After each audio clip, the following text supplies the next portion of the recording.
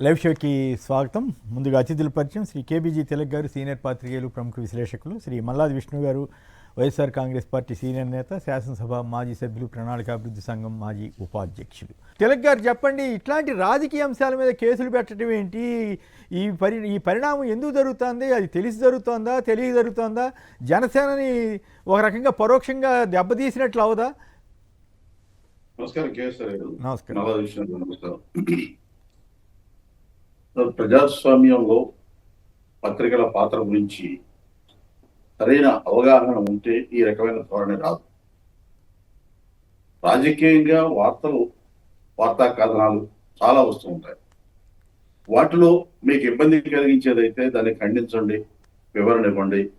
లేదు ఇంకా మీకు వ్యక్తిగతంగా నష్టం కలిగించిందంటే కోర్టులో కేసు వేసుకోండి. అంతే తప్ప సోర్స్ కూడా అడగడానికి వీల్లేదు. ఇది గతంలో కోర్టు తీర్పులు కూడా ఉన్నాయి. ఇక్కడ ప్రొఫెసర్ నాగేశ్వర గారు నాకు Janasena party core committee member ఒక ఆయన నాకు సమాచారం ఇచ్చారు అన్నారు.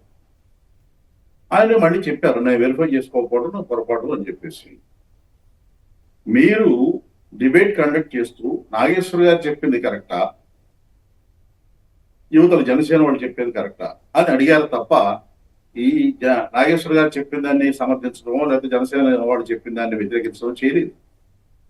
అటువంటిప్పుడు అసలు డిబేట్ కండక్ట్ చేయడమే తప్పు అన్నట్టుగా పోలీస్ అంటే మీ చేతిలో కేసులు పెట్టే పోలీస్ శాఖ ఉంది కాబట్టి కంప్లైంట్లు ఇచ్చి కేసులు పెట్టడం అంటే, నేను ఒక మాట ఈ సందర్భంలో గౌరవంగానే అడుగుతున్నాను జనసేన వారిని, మీకు తెలియకుండా ఈ కేసు పెట్టారా?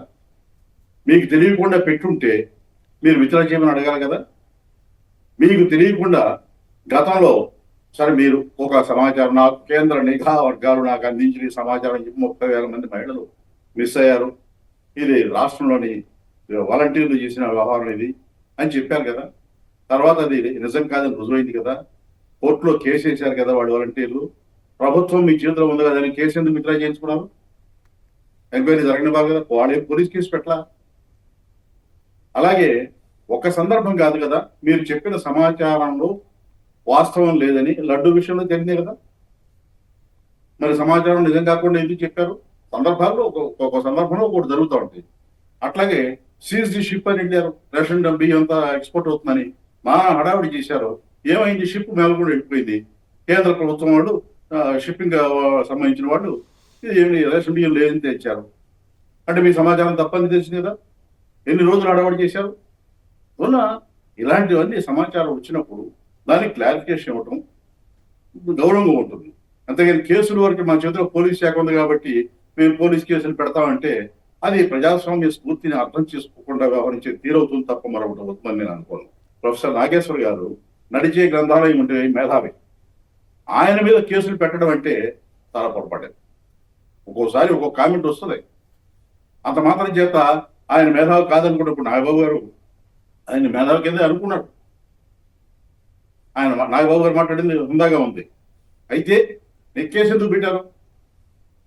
పవన్ కళ్యాణ్ గారు ఏమీ మాట్లాడకుండా పోలీసు కేసులు పెట్టించడం ఇవన్నీ ఆయనకి అలవాటు.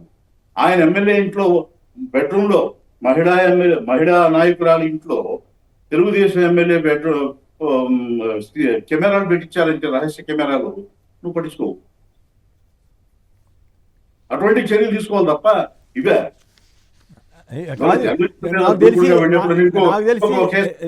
దాదాపు తిలక్ గారు 50 ఏళ్ళుగా నేను ఈ ఫీల్డ్లో ఉన్నాను.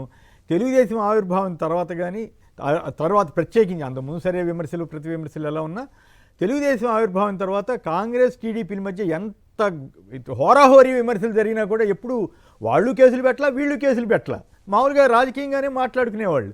అట్లాంటిది ఇప్పుడు ఏంది విచిత్రంగా ఈ పోలీస్ శాఖ ద్వారా, అంటే రాజకీయ పార్టీ అంతగా బలహీనపడుతోందా రాజకీయ వ్యవస్థ అనేటువంటి ఫీలింగ్ అయితే కలుగుతుంది కదా.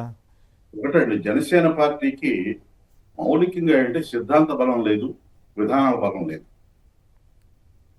గాలివాటంగా వ్యవహరిస్తున్నారు తప్ప అది సిద్ధాంత బలం లేదు. అక్కడ వచ్చిన ప్రాబ్లం. మీకు విధానం ఇప్పుడు ఒక ఉదాహరణ చెప్తాను. మీరు గతంలో ప్రజారాజ్య పార్టీ పెట్టినప్పుడు చిరంజీవి గారు చెప్పారు, పవన్ కళ్యాణ్ గారు చెప్పారు, మా కుటుంబాన్ని అప్రతిష్ట పాలు చేయడానికి, నా తల్లి మీద దుష్ప్రచారం చేయడానికి 10 కోట్ల రూపాయలు ఖర్చు పెట్టి తెలుగుదేశం పార్టీ వాళ్ళు ఆంధ్రజ్యోతి, TV5 వీటిలో ప్రచారం చేశారని చెప్పేసి మీరే బహిరంగంగా ఆరోపణ చేశారు. వీళ్ళని క్షమించాలని కూడా అన్నారు. కానీ వాళ్ళతోనే కలిసి తిరుగుతున్నారు కదా.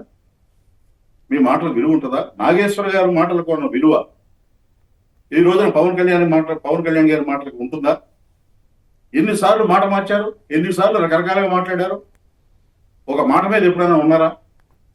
ప్రజాస్వామ్యంలో ఎప్పుడైనా ఎవరైనా ప్రత్యర్థి రాజకీయ పార్టీ నాయకుల్ని నీ జగన్ నువ్వు ఎట్లా వస్తావో చూస్తాను, నువ్వు ఎట్లా తిరుగుతావో చూస్తాను, ఈ మాటలు మాట్లాడొచ్చా? చూడ కొంచెం పరిణితి, 12 సంవత్సరాలు అయింది పార్టీ పెట్టి, ఇంకా పరిణితి రాలేదు. దాన్ని వాస్తవం ఒప్పుకోవాలి, మీరు రివ్యూ చేసుకోవాలి. అంతే తప్ప మీ పార్టీలో మీ విధానాలను విమర్శిస్తే పార్టీ నుంచి పంపించేస్తారే. నిన్న కాక మొన్న మీరు పర్యావరణం గురించి మాట్లాడారు. మీ అధికారుల సమావేశంలో పరిశ్రమల వాళ్ళకి వార్నింగ్ ఇచ్చారు, పర్యావరణం కనుక ఏదైనా లోపం చేస్తే ఊరుకోండి అని చెప్పేసి. మరి మీరు కొల్లేరు సరస్సు మీద పర్యావరణం గురించి మీ పార్టీ నాయకుడు బొలిశెట్టి వారు మాట్లాడితే ఎందుకు పార్టీ నుంచి పంపించారు? సమాధానం చెప్పారు ఎప్పుడైనా? రైట్. పైగా నాకంటే ముందు వేరే టీవీలు, ప్రత్యేకంగా తెలుగుదేశం మత్తిచ్చే టీవీలు నడిపితే వాళ్ళేమి చేసినట్లు కాదంట. నేను మీడియాలో పేపర్లో వార్తలు వచ్చిన తర్వాత నడిపితే అదేదో నేరం చేసినట్లు, తప్పు చేసినట్లుగా పిక్చర్ ఇవ్వటం ఏంటో, పోలీసులు ఆ ఫిర్యాదులు ఎంటర్టైన్ చేయటం ఏంటో, మరి అసలు అర్థం కాకుండా ఉంది ఈ రాజకీయం ఎటుపోతుందో ఏంటో. ఒకటే సార్, ఇప్పుడు వాళ్ళు చిత్తశుద్ధి ఉంటే కేసులు విత్డ్రా చేసుకోమని పవన్ కళ్యాణ్ గారు ఆదేశాలు ఇవ్వాలి. రెండోది వైపున ఇటువంటివి ఉన్నప్పుడు మమ్మల్ని కన్సల్ట్ చేసి చెప్పండి అని కూడా అడగచ్చు. అంతే తప్ప నా చేతిలో పోలీస్ శాఖ ఉంది కాబట్టి ఇష్టం చేస్తానంటే మీ ఇష్టం, చేసుకోండి. కానీ ఎలకాలం కదా. రైట్. విష్ణు గారు చెప్పండి, ఈ పరిణామ క్రమం మీకేమనిపించింది? మీరు కూడా సుదీర్ఘకాలంగా రాజకీయాల్లో ఉన్నారు కదా, మీరు ఎప్పుడైనా ఇట్లాంటి రాజకీయ అంశాల మీద, ఎందుకు ఆ మాటకు వస్తే మీరు అధికారంలో ఉన్నప్పుడు జగన్ గారు అమిత్ షాను మోడీ గారిని కలిసినప్పుడు ఎన్ని కథనాలు ఇచ్చారు. మరి అటువంటి వాళ్ళ మీద కూడా కేసులు పెట్టాలా? మరి అప్పుడు పెట్టలేదుగా మీరెవరు? సార్ ఇప్పుడు ఆంధ్రప్రదేశ్లో ఆంధ్రప్రదేశ్లో జరుగుతున్నటువంటి పరిణామాలు చూస్తూ ఉంటే ప్రభుత్వము ఎందుకునో ఉలిక్కి పడుతూ ఉంది. ప్రభుత్వము ప్రతి అంశానికి భయపడుతూ ఉంది. కేసుల నమోదు అనే ప్రక్రియని చాలా ప్రతి అంశానికి కూడా ప్రజలకు సంబంధించినటువంటి వాక్ స్వాతంత్రానికి సంబంధించి, లేకపోతే టీవీలకు సంబంధించినటువంటి స్వేచ్ఛ, విలేకరులకు సంబంధించినటువంటి స్వేచ్ఛ, అనలిస్టులకు సంబంధించినటువంటి అభిప్రాయాలు, ఇలా ఎవరూ కూడా ఇలా ఎవరూ కూడా ప్రభుత్వానికి వ్యతిరేకంగా, కూటమి పార్టీలకి వ్యతిరేకంగా ఎక్కడ మాట్లాడినప్పటికీ కూడా దాన్ని ఏదో ఒక కార్యక్రమంగా తీసుకుని పోలీస్ స్టేషన్లో కంప్లైంట్ ఇవ్వడము, కేసులు నమోదు చేయటం అనే ప్రక్రియ దేనికి సంకేతం ఇస్తుంది అని అంటే, ప్రజాస్వామ్యం లేదు, నియంతృత్వ పాలన కొనసాగుతుంది, పోలీసుల్ని అనవసరమైనటువంటి కార్యక్రమాలకి ఉపయోగిస్తున్నారు, ప్రభుత్వం సరైనటువంటి దిశగా పయనం చేయట్లేదు అని చెప్పనే ఒక మాటకు ఆస్కారం ఏర్పడుతుంది. ఇందులో మాట్లాడినటువంటి ప్రొఫెసర్ నాగేశ్వరరావు గారు ఆయనకు ఉన్నటువంటి సోర్స్ ద్వారా, ఆయనకు ఉన్నటువంటి నాలెడ్జ్ ద్వారా ఆయన మాట్లాడటం జరిగింది. మాట్లాడిన దాని మీద నిన్నే ఆయన వాళ్ళ సైడ్ నుంచి, పార్టీ సైడ్ నుంచి అభ్యంతరాలని పరిగణలోకి తీసుకుని బేషరతుగా అన్కండిషనల్గా నేను విత్డ్రా చేసుకుంటున్నాను అని చెప్పని కూడా చెప్పడం జరిగింది. వాళ్ళు మాట్లాడినటువంటి దాని మీద సాక్షి టీవీలో మీరు ఇలా మనోహర్ గారు మాట్లాడారు, ఇలా నాగేశ్వరరావు నాకంటే ముందే నడిపింది. ఇన్ఫాక్ట్ అదే అసలు 99లోనే వాళ్ళు ఫస్ట్ మాట్లాడి రేజ్ చేశారు కదా. అట్లా టీవీలో మాట్లాడినటువంటి దానికి ఒక వక్ర భాష్యం చెబుతూ అశాంతి రేగించే విధంగా, లేకపోతే శాంతి భద్రతల సమస్య వచ్చే విధంగా, అంటే అసలు శాంతి భద్రతలు అశాంతి ఎక్కడ తావుంటుంది? ప్రజాస్వామ్యంలో ఒక చర్చలో పాల్గొన్నట్టే అభిప్రాయాలు ప్రజలకు తెలుస్తాయి. ప్రజల అభిప్రాయాలు రాజకీయ నాయకులు కానీ, లేకపోతే టీవీకి సంబంధించినటువంటి ప్రమోటర్స్ కానీ, అదే ఎనలిస్టులు కానీ రకరకాలుగా మాట్లాడుతూ ఉంటారు. దాన్ని తీసుకుని ఒక విస్తృతమైనటువంటి అధికారాలు పోలీసుల ద్వారా కేసు నమోదు చేయించడం అనేది ఎలా ఉంది? అశాంతి అంటే తెలుగుదేశము జనసేన రోడ్డు మీద కొట్టుకుంటే అశాంతి రాదా? జనసేనను లేకపోతే తెలుగుదేశానికి సంబంధించి కూటమి నాయకులు బాహాబాహికి దిగితే రాదా? జనసేన సంబంధించినటువంటి ఎమ్మెల్యే ఒక మహిళ పట్ల ఏ రకంగా ప్రవర్తిస్తే తెలుగుదేశం జనసేన ఆఫీసు ముందు పోయి గొడవ చేస్తే ఆ మహిళని దారుణంగా కొడితే అప్పుడు అశాంతి సమాజంలో రాదా? అసలు ఎక్కడికి పోతుంది రాజకీయ పార్టీల యొక్క ఆలోచన? ఏ రకమైనటువంటి భావన ఉంది? ఏ రకంగా వాళ్ళు అడుగులు వేస్తున్నారు అనేది ఆంధ్రప్రదేశ్ ప్రజలందరూ కూడా గమనిస్తూ ఉన్నారు. అంటే వాళ్లకు వ్యతిరేకంగా కానీ వాళ్ళ ప్రభుత్వానికి పార్టీలకి వ్యతిరేకంగా కానీ ఎవరు మాట్లాడినా కూడా ఈ రకమైనటువంటి వ్యవహార శైలి అనేది కరెక్ట్ కాదు.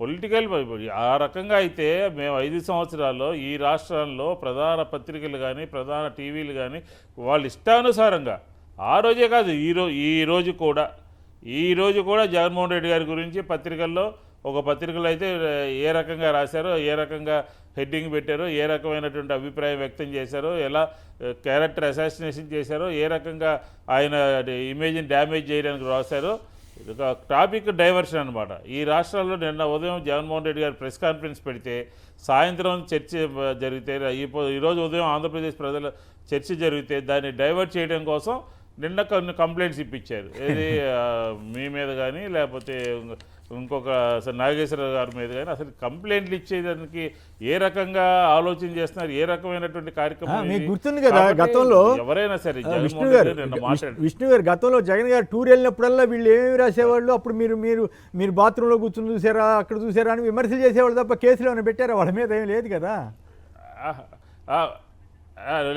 లేదు మంచం కింద ఉండి చూసారా, మీరు విన్నారా అని అడిగేవాళ్ళం అంతే తప్ప మా చేతిలో పవర్ ఉంది కదా అని అది అందరి మీద కేసులు నమోదు చేసేవాళ్ళం.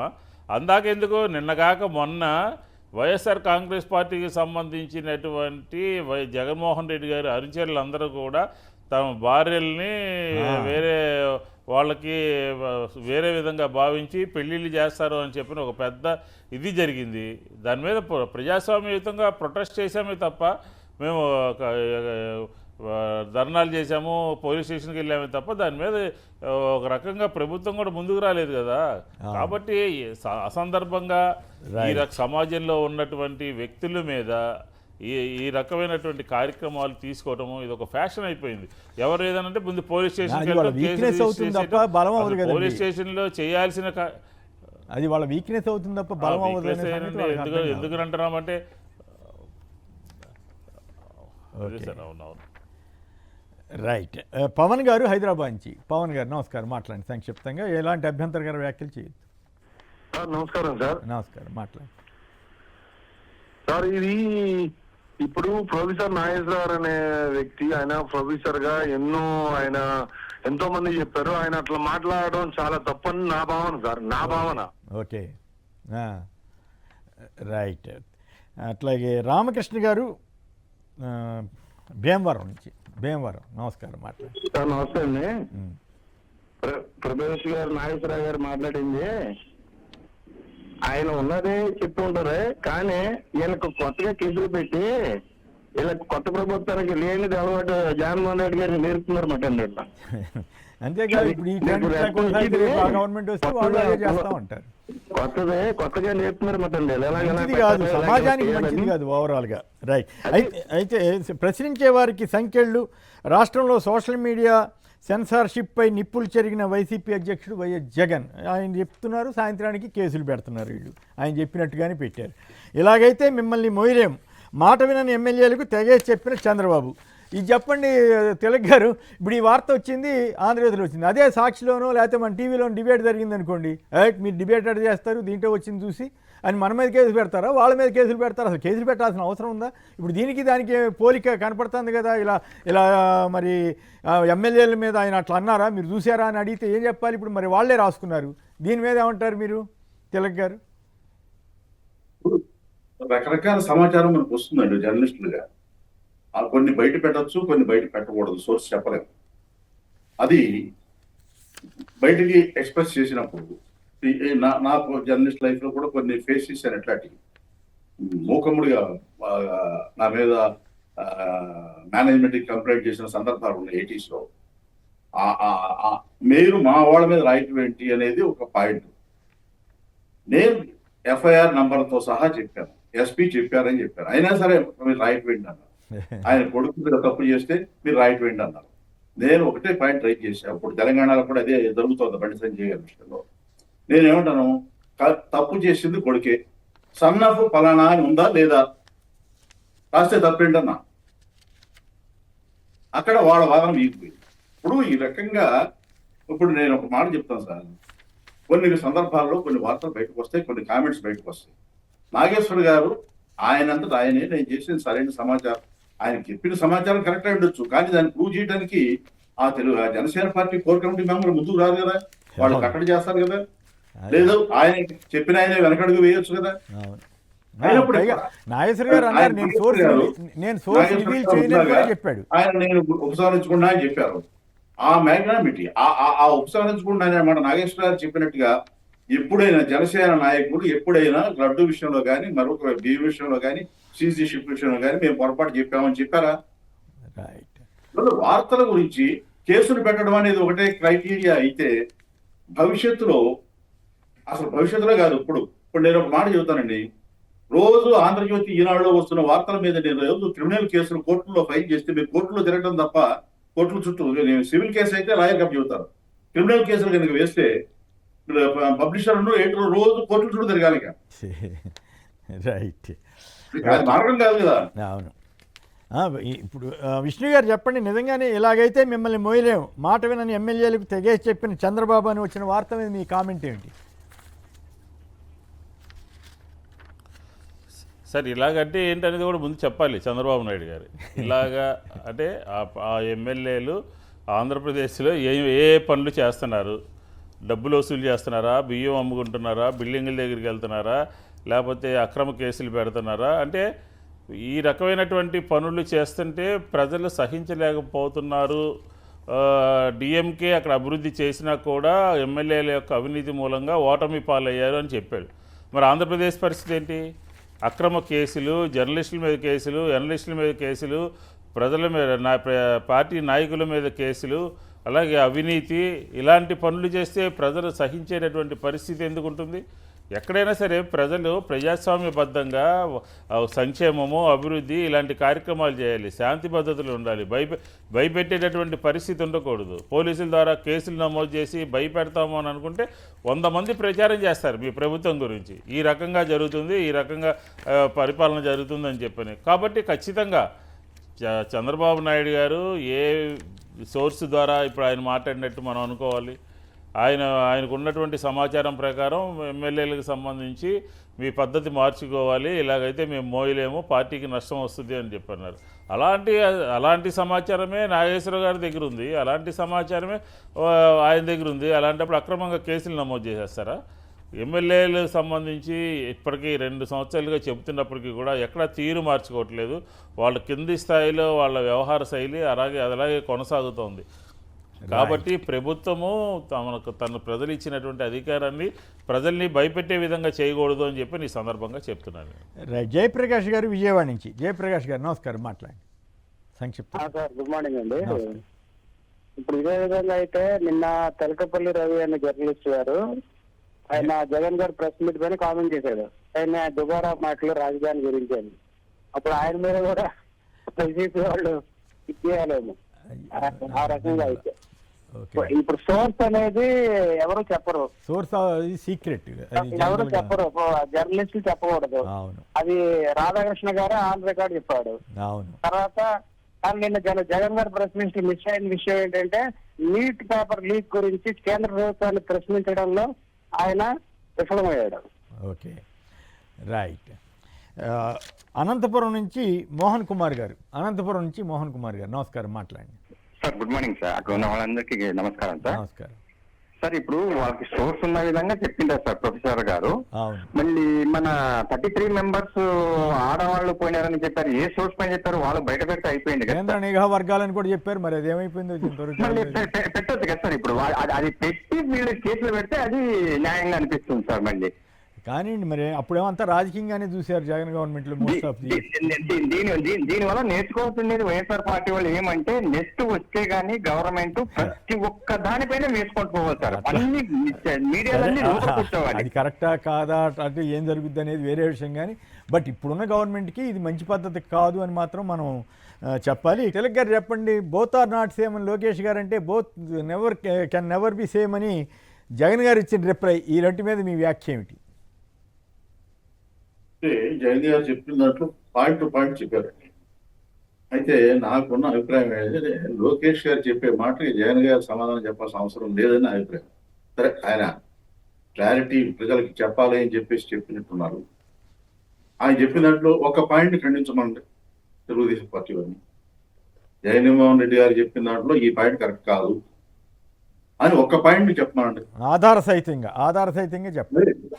ఆయన ఎప్పుడు చెప్పిన డాక్యుమెంటరీ ఎవిడెన్స్ లేకుండా చెప్తారు వాళ్ళు కూడా, లోకేష్ గారు కానీ చంద్రబాబు గారు కానీ, ఇదిగో ఈ జగన్ గారు అడిగిన దానికి ఇది సమాధానం అని ఆధార సహితంగా డాక్యుమెంటరీ సహితంగా చెప్తే అప్పుడు ఒప్పుకోవచ్చు. అందువలన జగన్మోహన్ రెడ్డి గారు ప్రెస్ మీట్ జరుగుతుండగానే ఆయన ఫ్రస్ట్రేషన్తో దేనికి ఫ్రస్ట్రేషన్? ఆయనకి ఏమైనా అధికారం పోతుందా? అధికారం పోయి 2 ఏళ్ళు అయింది కదా, మీకుంది కదా అధికారం మీకు పోతుందని భయపడుతున్నారు. పొద్దున్న లేచిన గడించి జగన్ మళ్ళీ వస్తాడేమో అది పారిశ్రామికవేత్తలు అడుగుతున్నారు. జగన్ మళ్ళీ వస్తాడు, మీరు జాగ్రత్త ఉండకపోతే ఎమ్మెల్యేలు చెబుతున్నారు. అసలు ఫ్రస్ట్రేషన్ మీకుంటుంది తప్ప వైసీపీ వాళ్ళకి ఎందుకు ఉంటుంది? అసలు మాట్లాడేప్పుడు ఉందాగా మాట్లాడాలనేది. రెండోది, తెలుగుదేశం పార్టీకి మద్దతు ఇవ్వచ్చు లేదా అభిమానంతో ఉండొచ్చు, మాధ్యమాల్లో జర్నలిస్టులు ఉండొచ్చు, ఆ మాధ్యమాల సంస్థలు నడిపే వాళ్ళకి ఉండొచ్చు, దాన్ని తప్పటం. కానీ చంద్రబాబు నాయుడు గారి కంటే ఎక్కువ అభిమానం, మరీ ఎక్కువ మాట్లాడితే, ఎక్కువ రాస్తే అది అసహ్యంగా ఉంటుంది. అక్కడ తెలుగుదేశం కాబట్టి రాకముందే వీళ్ళు రెచ్చిపోయి రాస్తున్నారు. అది కరెక్ట్ కాదు కదా.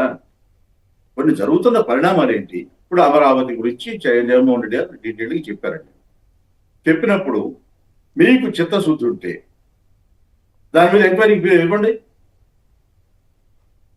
మా మీద ఇట్లా ఆరోపణలు వస్తున్నాయి, ఎంక్వైరీ చేయమని సిబిఐకి ఇవ్వండి. అది అంటారు కదా, ఎంతసేపు లేదు మీరు అధికారంలో రాగానే ప్రతి దాని మీద వైట్ పేపర్ ఇచ్చారు. ఇచ్చి ఇప్పుడు వైట్ పేపర్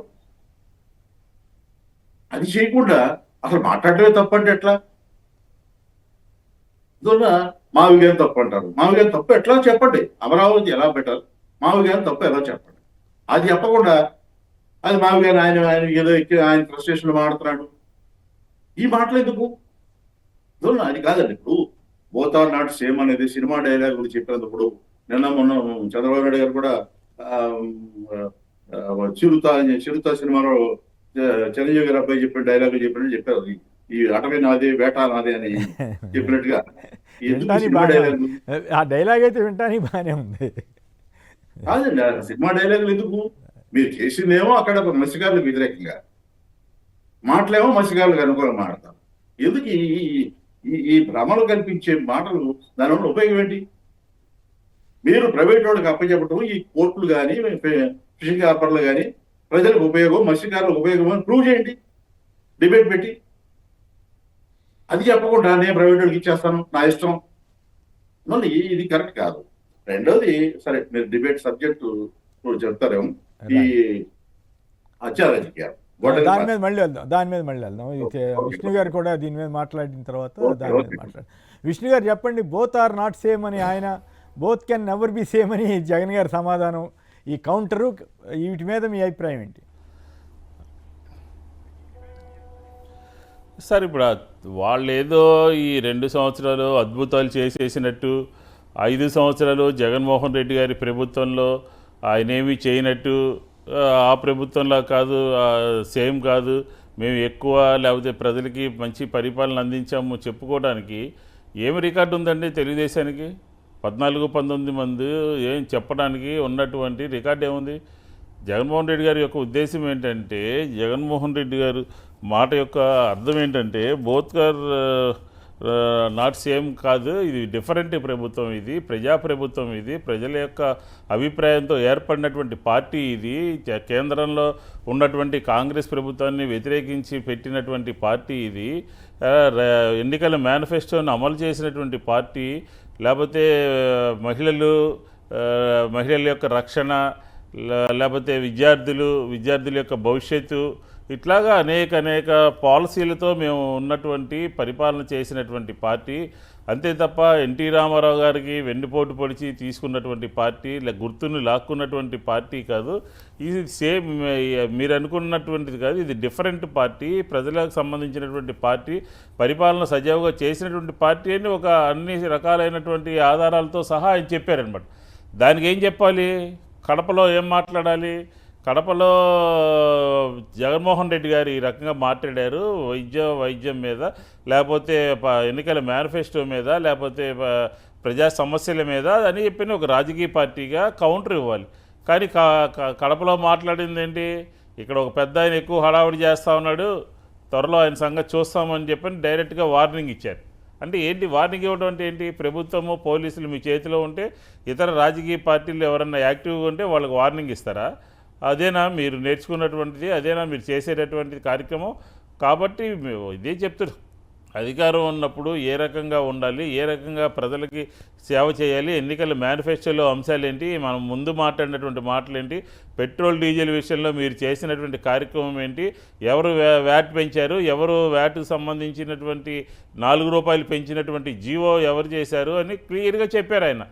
మేము పెంచింది కరోనా సందర్భంలో ఒక రోడ్డు సెస్ కోసం ₹1 మాత్రమే పెంచాము తప్ప పరిపాలన ఈ విధంగా చేయాలి అని చెప్పని వివరంగా సవివరంగా చెబితే, ఆ రకంగా మాట్లాడకుండా ఏదో సినిమా డైలాగులు కొడితే ప్రజలు ఏదైనా అట్రాక్ట్ అవుతారేమో, పరిపాలన చేయకుండా పరిపాలన వైఫల్యంతో ముందుకు సాగుతున్నటువంటి పరిస్థితి అయితే మనం చూసాము క్లియర్గా.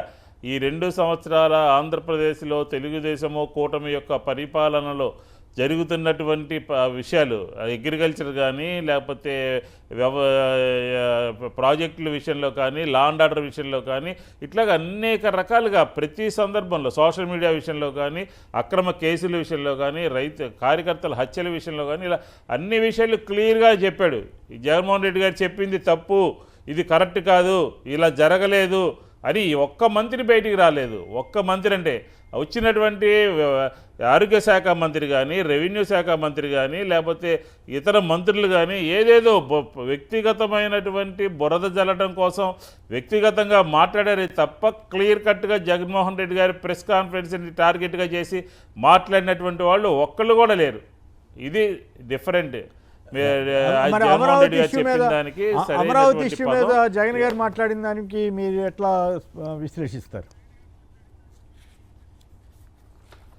సార్? ఇప్పుడు జగన్మోహన్ రెడ్డి గారు ఏంటంటే, జగన్మోహన్ రెడ్డి గారు అమరావతికి వ్యతిరేకము, అభివృద్ధికి వ్యతిరేకము అని చెప్పని మాట్లాడుతున్నారు. ఈరోజు నేను సాక్ష్యాధారాలతో సహా చెప్పగలను.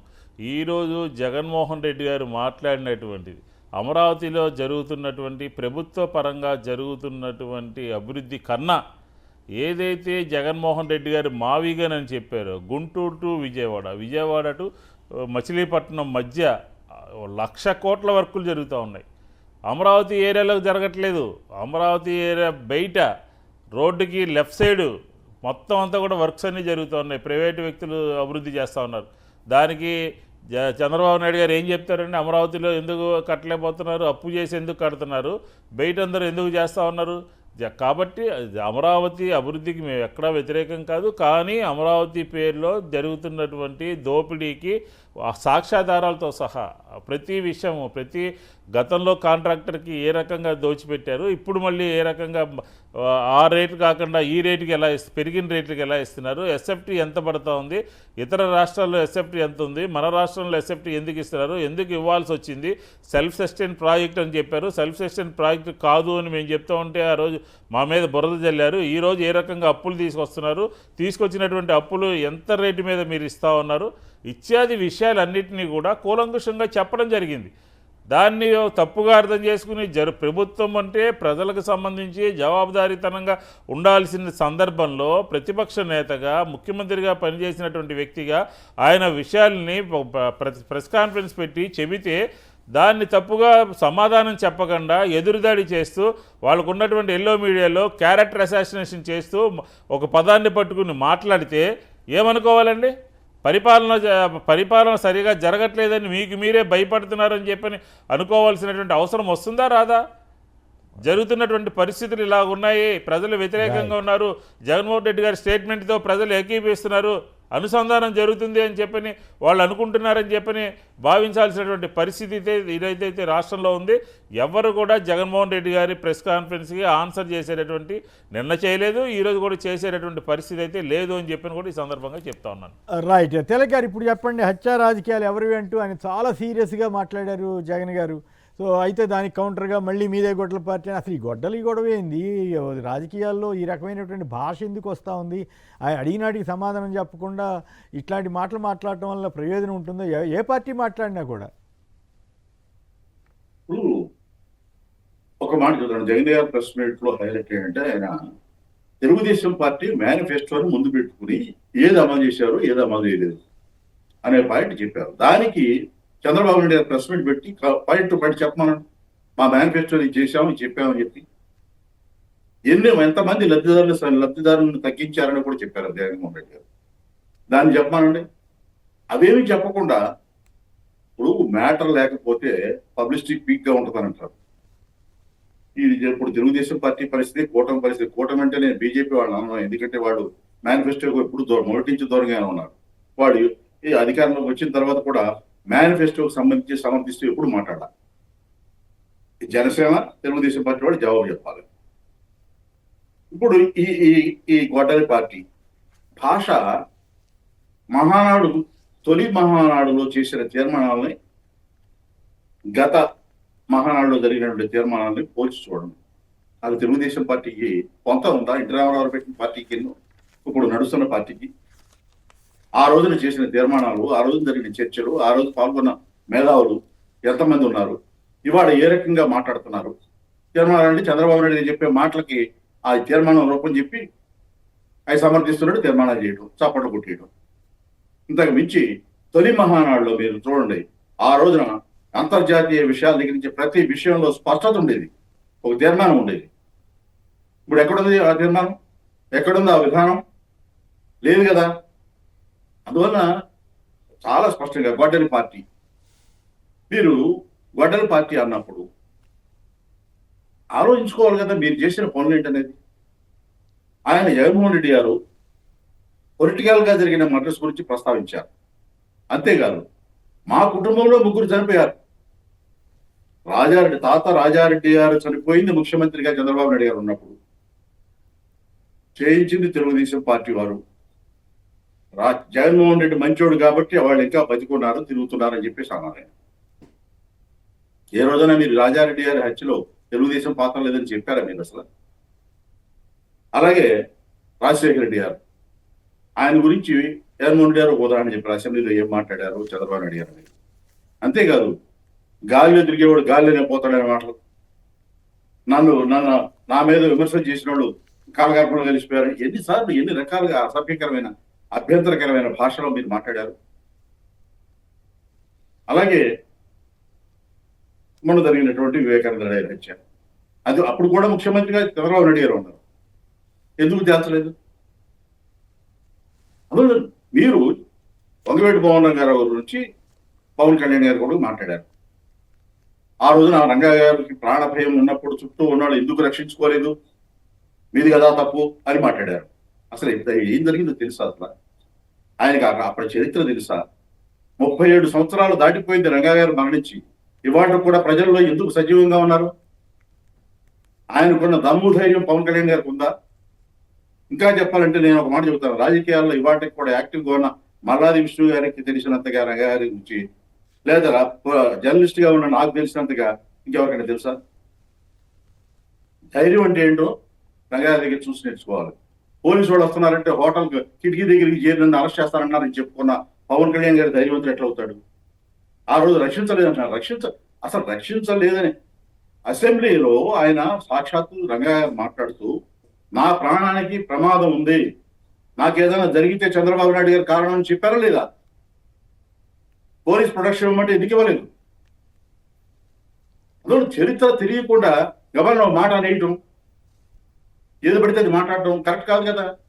అట్లాగే చంద్రబాబు నాయుడు గారు ఎన్ని సంఘటనలు ఈ మధ్య కాలంలో రషీద్ మర్రి నడి రోడ్డు మీద జరిగింది, వాళ్ళ కుటుంబ సభ్యుల మీద మళ్ళీ కేసులు, రివర్స్ కేసులు. ఇదే ఆ పద్ధతి. పోలీస్ శాఖని వ్యవస్థలు చంద్రబాబు నాయుడు గారు పదే గతంలో మాట్లాడారు, వ్యవస్థలను జగన్మోహన్ రెడ్డి గారు నాశనం చేశారు. ఇప్పుడు నేను చెప్తున్నాను, వ్యవస్థలు పోలీస్ శాఖను పూర్తిగా పోలీస్ వ్యవస్థని సర్వనాశనం చేశారు. అది అనుబంధ సంఘంగా మారుస్తున్నారు తప్ప ఏమిటో ఒక కంప్లైంట్ తెలుగుదేశం పార్టీ వారు జనసేన వారు ఇస్తే కంప్లైంట్ రిజిస్టర్ చేస్తారు, వైసీపీ వాడు కంప్లైంట్ ఇస్తే రిజిస్టర్ చేయరు. అంటే అది అనుబంధ సంఘం అవుతుందా, ప్రభుత్వ సంస్థ అవుతుందా? అందువల్ల వ్యవస్థల్ని నాశనం చేసి జడ్జీల్ని జగన్మోహన్ రెడ్డి గారి పార్టీ తిట్టింది, లేకపోతే పోస్టులు పెట్టింది అని అన్నారు. విజయవాడలో ఏసీబీ కోర్టు జడ్జి, మహిళా కోర్టు జడ్జి ఇంటి మీద రాడేసింది ఎవరండి? రాత్రిపూట భయభ్రాంతులు చేయడానికి ప్రయత్నం చేసింది ఎవరండి? చంద్రబాబు నాయుడు కేసులు విచారిస్తున్న జడ్జి గారి ఇంటి దగ్గర. అందువల్ల మీరు మాట్లాడేటప్పుడు వ్యవస్థలను నాశనం చేస్తూ ఆయన వ్యవస్థలను వాళ్ళు నాశనం చేస్తున్నారంటారు. చంద్రబాబు నాయుడు గారికి ఇబ్బంది వచ్చినప్పుడల్లా వాహిని వారి పెద్ద మనుషులు బజార్లోకి వస్తారు. ఆ పెద్ద మనుషులు అమరావతి గురించి ఇట్లా మాట్లాడకూడదు, అట్లా మాట్లాడకూడదు, ఇవన్నీ నీతులు చెప్తూ ఉంటారు. నేను ఒక మాట స్ట్రైట్ గా అడుగుతున్నానండి. అమరావతి ఎక్కడైనా మీకు పర్యావరణానికి అనుకూలంగా మీరు నేషనల్ గ్రీన్ ట్రిబ్యునల్లో ఇచ్చిన హామీలకు అనుకూలంగా నిర్మాణం జరుగుతోందా? జవాబు చెప్పానండి. కృష్ణానదిలో పర్యావరణానికి వ్యతిరేకంగా ఆక్రమణలు చేసి బిల్డింగులు కట్టే వాళ్ళందరినీ కూడా మీరు సపోర్ట్ చేస్తూ, పైగా ఆ బిల్డింగులు కట్టిన వాళ్ళు ఒకరిద్దరికి మీరు సలహాదారు పదవులు ఇస్తారు. మీరు పర్యావరణం గురించి మాట్లాడతారా? మీరు అమరావతి స్వచ్ఛందంగా జరుగుతుంది, స్వచ్ఛంగా ఉందని చెప్పి చెబుతారా? Right, okay. అది మాట్లాడేటప్పుడు హుందాగా ఉండాలి, చిత్తశుద్ధితో మాట్లాడాలి, వాస్తవాలు మాట్లాడాలి. అంతేగాని రాజకీయంగా బురజల్లి కార్యక్రమం అయితే అది కరెక్ట్ కాదు కదా. రైట్. ప్రసాద్ గారు రాజమండ్రి నుంచి. ప్రసాద్ గారు నమస్కారం, మాట్లాడండి. నమస్తే కేఎస్ఆర్ గారు. నమస్కారం, మాట్లాడండి దయచేసి. ప్రొఫెసర్ నాగేశ్వర గారి గురించి గత 30 సంవత్సరాలు 40 సంవత్సరాలుగా టీవీ చూసే ప్రతి ఒక్కరికి, వార్తలు చదివే ప్రతి ఒక్కరికి ఆయన ఎంత క్లుప్తంగా, ఎంత ఉన్నదాన్ని వ్యక్తపరుస్తారో అందరికీ తెలుసు. అవును, ఆయన అందులో సోర్సెస్ కూడా చెప్పారు. కానీ వాళ్ళు ఏంటంటే నిన్న జగన్ గారి ప్రెస్ కాన్ఫరెన్స్ ఎక్కడ హైలైట్ అవుతుందో అని ఒక డైవర్షన్ గా ఏదో కేసు అని తెచ్చారు. మీరు చెప్పిన దాని ప్రకారం కొంత సక్సెస్ అయినట్లే. మామూలుగా అయితే ఫస్ట్ జగన్ గారి ఇష్యూ టేకప్ చేసేవాళ్ళం కదా ఇవాళ. ఎందుకంటే ఇంతకు ముందు మన కన్నా లక్ష్మీనారాయణ గారు ఇదే విషయం చేశారు. మరి మనకేమన్నా నాలెడ్జ్ తక్కువ ఆయనకి, సిబిఎన్ గారికి ఏం తక్కువ కాదు కదా, ఆయన ఎందుకు వేస్తలేదు కేసు? ఆయన ఖచ్చితంగా వెనక్కి తీసుకుంటాడు కన్నా లక్ష్మీనారాయణ గారు. ఎందుకంటే సాక్ష్యాలు ఎవరో కూడా హోంమంత్రి దగ్గర నుంచి ఉన్నా కూడా ఇవ్వలేరు. సరే కానివ్వండి, అయిపోయింది లేడు కదా కాబట్టి ఇప్పుడు ఆ ఇష్యూలోకి వెళ్లకుండా ఉంటే బెటర్ మనం ఆ గొడవలోకి. రైట్. ఫైనల్గా విష్ణు గారు చెప్పండి, ఈయన జగన్ గారు నిన్న ఈ హత్య రాజకీయాల మీద మాట్లాడిన తీరు తెన్నుల మీద మీ విశ్లేషణ ఏమిటి? సార్, జగన్మోహన్ రెడ్డి గారు నిన్న మాట్లాడినటువంటి అన్నీ కూడా వాస్తవ పరిస్థితిని, ఎన్టీ రామారావు గారి హయాంలో జరిగినటువంటి, తర్వాత జరిగినటువంటి సంఘటనల్ని, తెలుగుదేశం ప్రభుత్వ హయాంలో ఉద్దేశపూర్వకంగా జరిగిన సంఘటనలన్నీ కూడా ఆయన నిన్న ప్రస్తావించారు. దీన్ని బట్టి ఎవరు గన్ కల్చర్ ఉంది, ఎవరిది గొడ్డల పార్టీ అని ప్రజలు ఒకసారి ఆలోచించుకోవాలి. ఎందుకంటే ఆయన కుటుంబంలో బాబాయ్ కానీ, తండ్రి గారు కానీ, తాతగారు కానీ చనిపోవటము, తర్వాత అందులో ముద్దాయిలే సతీష్ అని అనుకుంటా రాధాకృష్ణ గారితో మాట్లాడుతూ కూడా చెప్పాడు, జగన్మోహన్ రెడ్డి గారు తలుచుకుంటే అయిపోయేవాళ్ళం, కానీ మా జోలికి రాలేదు, అది ఇదని ఆయన కూడా అక్కడ అందులో ప్రస్తావించినట్టు మనం చూసామన్నమాట. ఆ 83 నుంచి కూడా విజయవాడ నగరంలో వంగవీటి మోహన్ రంగారావు గారి ఉద్యమాల్లో తిలక్ గారు కూడా పక్క నుండి భాగస్వాములుగా ఉన్నటువంటి పరిస్థితి, దానికి సాక్షిభూతం తిలక్ గారు కూడా ఒకళ్ళు. అలాంటిది జరిగినటువంటి సంబంధించినటువంటి జగన్మోహన్ రెడ్డి గారు నిన్న ప్రస్తావించిన దాంట్లో మల్లెల బాబ్జీ కేసు, అది ప్రభుత్వం ఉద్దేశపూర్వకంగా చేసినటువంటిదే. పెంగళి వెంకటరాముకు సంబంధించినటువంటిది కూడా ఉద్దేశపూర్వకంగా చేసినటువంటి హత్య. తర్వాత ఇక వంగవీటి మోహన్ రంగారావు గారి మరణము, హత్య అనేది ఆంధ్రప్రదేశ్ ప్రజలు ఇప్పటికీ కాదు ఎప్పటికీ కూడా మర్చిపోలేనటువంటి సంఘటన. ఆ రోజు ఉన్నటువంటి ఆయన అసెంబ్లీలో కానీ బయట కానీ ప్రజల పక్షాన పోరాటం చేస్తూ, ఎన్టీ రామారావు ప్రభుత్వం మీద వ్యతిరేకంగా పోరాటం చేస్తూ ఉన్నటువంటి సందర్భంలో నా ప్రాణానికి రక్షణ కల్పించండి అని చెప్పని ఒక కార్యక్రమం తీసుకుని ఆయన ఇంట్లో వెళ్ళి కూర్చుంటే జరిగేది కాదు. ఆయన రోడ్డు మీద బహిరంగ ప్రదేశంలో కూర్చుని భయపడకుండా ధైర్యంగా ఆనాడు ఉన్నటువంటి ప్రభుత్వానికి వ్యతిరేకంగా ఉన్నటువంటి సందర్భంలో సర్కారు యొక్క కుట్ర అన్నమాట, సర్కారు యొక్క కుట్రతో జరిగింది. పోలీసుల యొక్క సహకారంతోనే, ఆ రోజు తెలుగుదేశంలో ఉన్నటువంటి వారి యొక్క పూర్తి సహకారంతోనే ఆ రోజు హత్య చేయడం జరిగింది. సంబంధం లేదు అని చెప్పడానికి లేదు. ఎందుకనంటే ఆ రోజు ఉన్నటువంటి హోంమంత్రి రాజీనామా చేశారు, మంత్రులు రాజీనామా చేశారు. ఎన్టీ రామారావు గారు విజయవాడ వచ్చి వంగవీటి మోహన్ రంగారావు గారు ఇంటి దగ్గరికి వచ్చి ఆయన పలకరిస్తానికి వస్తే మొహం మీద తలుపులు వేయడం జరిగింది. కాబట్టి పూర్తి బాధ్యత ఆ రోజు ప్రభుత్వం వహించింది. తర్వాత జరిగినటువంటి ఎన్నికల్లో 89 ఎన్నికల్లో ప్రజలు పూర్తిగా తెలుగుదేశాన్ని తిరస్కరించారు రాష్ట్ర వ్యాప్తంగా. కాబట్టి అలాంటి చరిత్ర కలిగినటువంటి ప్రభుత్వము పార్టీ మీది అని చెప్పి నిన్న ఆయన కోట్ చేసి మాట్లాడారు. కాదని చెప్పండి, గొడ్డల పార్టీ అని వైఎస్ఆర్ కాంగ్రెస్ పార్టీ మీద మాట్లాడితే ఎట్లా, రాజశేఖర రెడ్డి గారి మీద మాట్లాడితే ఎట్లా? వాళ్ళ క్యారెక్టర్ని అసాసినేషన్ చేసి వాళ్ళు ఏదో ప్రజలకి తప్పుడు సంకేతాలు పంపించే విధంగా చేస్తున్నారు. నిన్న ఆయన మాట్లాడినటువంటి మాటలన్నీ కూడా యథార్థాలు, వాస్తవాలు అని చెప్పారు. ఈ సందర్భంగా మనం చెప్పచ్చు. రైట్. తిలక్ గారు, మల్లాది విష్ణు గారు పలువురు మాట్లాడారు. అందరికి కూడా ధన్యవాదాలు. ఇది నేటి చర్చా కార్యక్రమం. నమస్కారం.